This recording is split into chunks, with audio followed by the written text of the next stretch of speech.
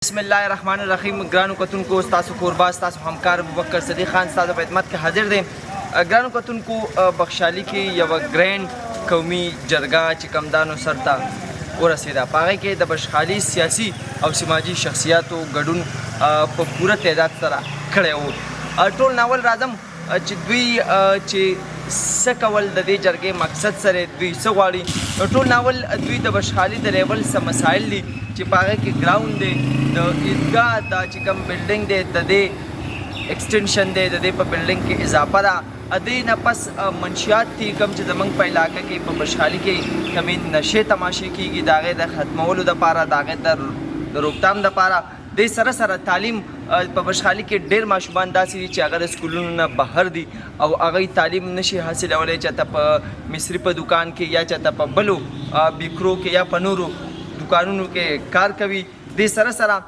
د اسکولونو ډېر زیات مسایل دي څنګه چې د بشخالي ګورنمنټ ګرلز هایر سیکنډري سکول د هغې لار ده یا د دې نه علاوه نور مختلف اسکولونه دي د هغې ډېر زیات مسایل دي. د دې نه علاوه د امان دپاره د هوایي فایرنګ بندول یا نور د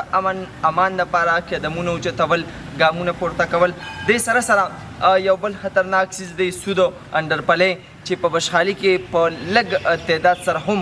دا کار روان دی خو دا ډېر په های لیول باندې دی او دی ته عام کس لاس هم نشي ورچولی ځکه چې دا ټول خلک بیا لینک دي. نو په دې جرګه کې دا خبره هم وشوه چې د سود او انډرپلو خلاف په منګه چې کم دی نو قدمونه او ګامونه پورته کوو. دې سره سره قبضه مافیا دا کم خلک چې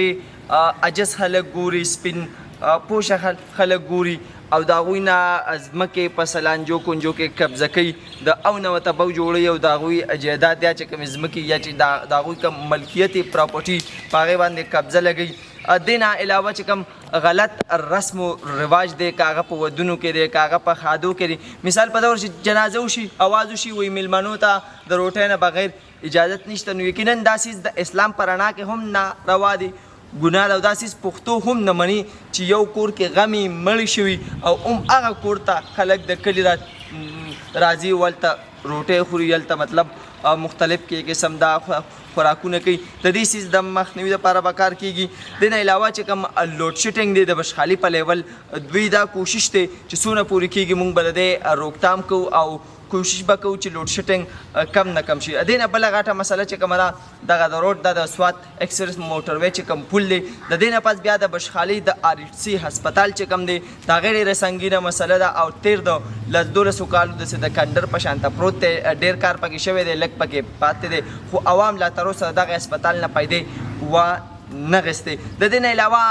د سوی ګیس مسله هم ډېره زیاته اهمه ده. په بشخالي کې ځینو کې سوی ګیس شته او په ځینو کې نشته او په ځینو کې چې شته نو هغه هم ډېر زیات کمزوری دی. دا جرګه خو ډېره زبردست جرګه وه او دا یو دوو بایګانو شروع کړې ده ظاهر علي بای او زمان عادل بای.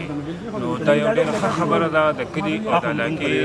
د مشکلاتو دپاره یو ډېر زبردست فورم جوړ شو. داسې یو اجتماعي سوچ اجتماعي ملګري داسې راغونډ شوي نو دا زموږ یو کوشش و انشاءالله الحمدلله موږ په دې کې کامیاب شو. شکر الحمدلله دا څومره کسان چې نن راغلي دا دې مقصد دپاره چې بشخالي مسایل هایلایټ شي. الحمدلله غیر سیاسي مرګري مارکس مرګري پکې خپل رائے ورکړه او خپل خبرې اترې وکړې. ان شاء الله د دې نه پس موږ یو بل د افغان بل داسې یو میټینګ راغواړو چې هغه په پای کې به کوم کومې خبرې وشي چې دې په عملي شکل موږ ان شاء الله خبره زمونږ بشخالي کلي کې قبضه مافیا ګروپ دی چې د هغې د لاسه ټول عزتمن خلک بدحالۍ سره مخ دی. درېیمه خبره زمونږ د کلي د هلکانو د نشاور څیزونو خرڅولو والا خلک چې شروع کړي دي او ټول ځوانان یې په دې مصیبت اخته دي. زموږ په دې کلي کې د دې نه مخکې هم ډېرې ښې اصلاحي جرګې وې زموږ مشرانو کولې. هغې به د خلکو چې ترمنځ کوم دښمنۍ وغیره وې هغې کې به یې د هغې هلې ځلې کولې او بلا کورونه هغې ټول چې کلي کوم کسان دي هغې سره موږ مشوره وکړه او موږ وایي چې د سیاسي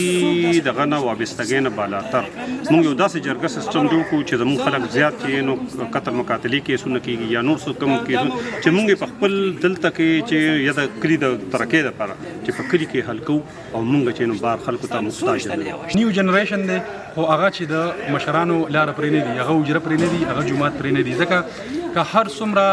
یو ښه انسټیټیوټ کې ایجوکیشن اداره کې یو ماشوم تعلیم حاصل کړي خو چې هغه اجره پاس نه وي، هغه جرګه پاس نه وي، هغه جماعت پاس نه وي، نو سوال نه پیدا کېږي چې هغه د معاشرې غړی جوړ شي. بل څنګه ما تاسو ته وویل مختلف قسم مسایل دي، انشاءالله زما به کوشش دی چې د مایک په ذریعه د خپل نیوز په ذریعه د خپل نیوز پیپر په ذریعه د دې بشخالي ګام په ګام موږ خدمت وکړو. او یقینا زه اپریشیټ کوم، زه ډاډ ورکوم هر یو هغه کار زما خوښوي چې هغه کې زما کلي ته فایده وي، زما بخشالي ته فایده وي. هغه جرګه زما خوښوي چې کوم د کلي دپاره یو پازیټیو سوچ وي، یو